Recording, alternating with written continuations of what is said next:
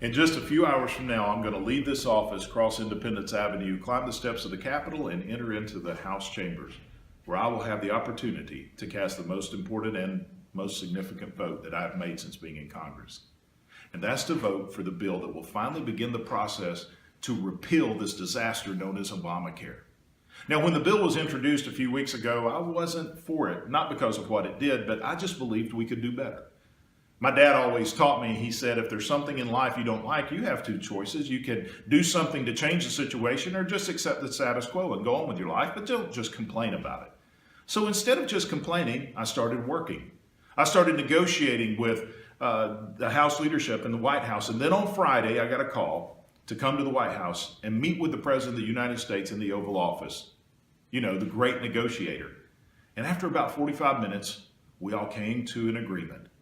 And that agreement was to add 4 more key conservative provisions to this bill, which gained my support. Now, there's a lot of confusion out there about this, but let me tell you some of the things that this bill does in its current form. With the bill that will come to the House floor, just from a fiscal conservative standpoint, it cuts $337 billion from our federal deficit, $337 billion. $1.6 trillion in spending cuts and $883 billion in tax cuts. These are things that we have sought to do as conservatives for many years. Now, besides those things, it does something that's quite important to me. It defunds Planned Parenthood, something that we have been fighting to do in Congress for quite some time. It also is the largest entitlement reform we have seen in at least 2 decades, if not more, and it finally removes the federal government requirement that you own insurance, that forces you to buy something that you don't want, you don't need, and possibly can't even afford. It gives you the freedom to determine if you want to own insurance or just pay cash for your health care services. It restores freedom. Now, there are some friends of mine out there who are still opposed to it, and there's some others that are saying this is a bad bill. Why? Not because of what it does, but the uncertainties that it brings. Will it actually cut premium cost immediately?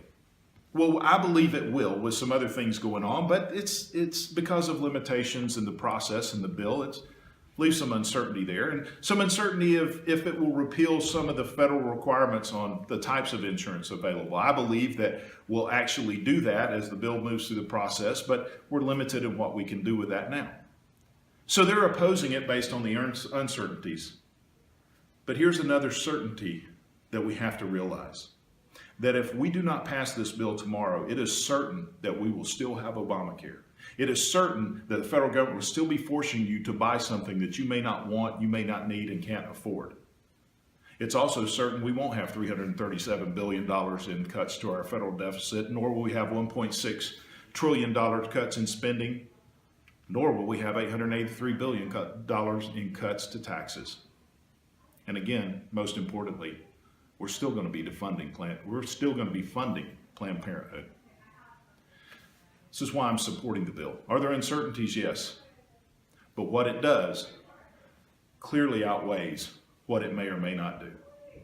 I believe between phase 2 and phase 3, after we pass this, we're finally going to get rid of every element of Obamacare and finally restore market principles to health care. God bless you, and God bless America.